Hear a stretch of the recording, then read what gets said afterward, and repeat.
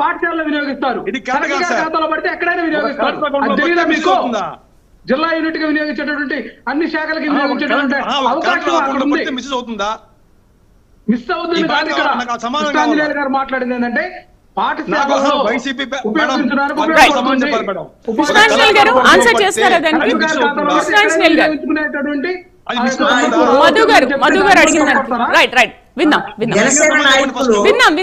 జనసేన నాయకులు ఒక ప్రశ్న అడిగారు కాబట్టి దానికి నేను సమాధానం చెప్పాల్సిన బాధ్యత నా మీద ఉంది. ఖచ్చితంగా నేనేమంటాను అంటే, ఎక్కడైతే స్కూళ్లకు సంబంధించినటువంటి డెవలప్మెంట్, అదే విధంగా బాత్రూమ్ శుచి శుభ్రత, దాని మీద వైఎస్ఆర్ కాంగ్రెస్ పార్టీ స్కూళ్ళు హెడ్ మాస్టర్ ఖాతాలో వేశారు, మీరు కలెక్టర్ ఖాతాలో వేశారు.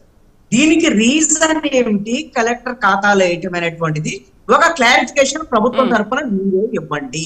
మీరు ప్రభుత్వం తరఫున మీరే ఇవ్వండి. మీరు అలా చెప్పలేదు సార్, అలా అడగలేదు సార్. మీరు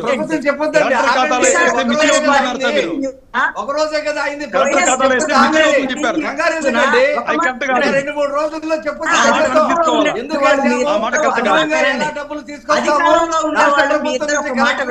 ఇంకెన్ని డబ్బులు ఇస్తామని చెప్పండి. తెలుగుదేశము జనసేన ఇద్దరు కూడా ఒక మాట వినండి. అధికారంలో ఉండేటువంటి వాళ్ళు ఇద్దరు ఒక్కటే మాట చెప్తున్నారు.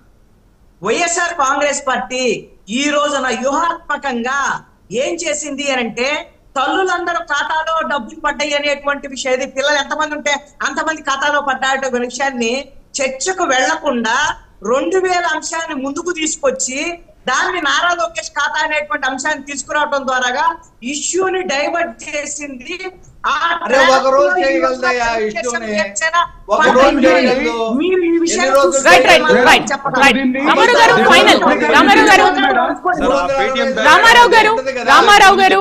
కాలకేయులు రాక్షస గణాలని చెప్పా కదా, వాళ్ళ పని అదే. వాళ్ళు మంచి చూడరు, వాళ్ళు దొరుకుతుంది అదే చూస్తారు. రామారావు గారు, ఏంటి మరి లోకేష్ సవాల్ను జగన్ స్వీకరిస్తారా లేదా? రామారావు గారు, సవాల్ను స్వీకరిస్తున్నారా లేదా? ఉపసంహరించుకోకపోతే కఠిన చర్యలు ఉంటాయి, చట్ట ప్రకారం చర్యలకు ముందుకు వెళ్తామని చెప్పేసి లోకేష్ మాట్లాడారు. మీరెందుకు ఆ సవాల్ని స్వీకరించట్లేదు? మీరు మరి నిరూపించండి. 2000 రూపాయలు లోకేష్ ఖాతాలోకి ఎలా వెళ్ళాయనే విషయాన్ని మీరు నిరూపిస్తారా? నిరూపించండి, దానికి ఆన్సర్ చేయండి. ఎందుకు నిరూపించారు? ఒకటి మేడం, మేము మా సోషల్ మీడియాలో ఎవరు లేకపోతే ఇక ప్రజలు ఎవరైనా నష్టం చెప్తుంటే పెట్టారేమో కానీ మా పార్టీ విధానం అయితే అది కాదు మేడం. వీళ్ళు గతంలో వీళ్ళు చేసినటువంటి ప్రచారమే ఫేక్ ప్రచారం. లోకేష్ గారి దగ్గర నుంచి సోషల్ మీడియా మేడం. గ్రామాల్లో జనం లోకేష్ గారి ఖాతాలోకి డబ్బులు వెళ్ళినని చెప్తే జనం చెప్పులు తీసుకుని కొడతారు, ఆడవాళ్ళు కొరికెలు తీసుకుని కొడతారు. చెప్పులతో కొట్టరా? ఈ విషయాన్ని చెప్పులతో కొట్టరా? రఫీ గారు చదవండి, మీకు తెలుగు వస్తే మీరు చదవండి. రామారావు గారు మాకు కనిపించట్లేదు, మీరు చదివి వినిపించండి. ఏంటో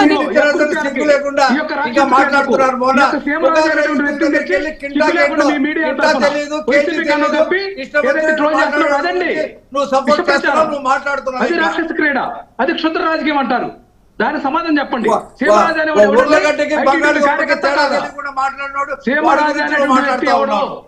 ఐటీడీపీ కార్యకర్త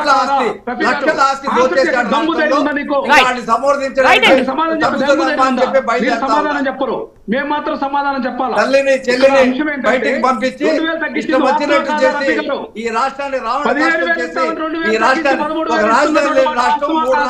ముగిద్దాం రఫీ గారు, ముగిద్దాం. రామారావు గారు, 2000 తగ్గించిన మాట వాస్తవం కాదా? 2000 తగ్గించింది వాస్తవం కాదా? దీనికి ఆన్సర్ చేయాలి ముందు. ఒక విమానాశ్రయం చెప్తారు, ఇప్పుడు మీరు అబద్ధం.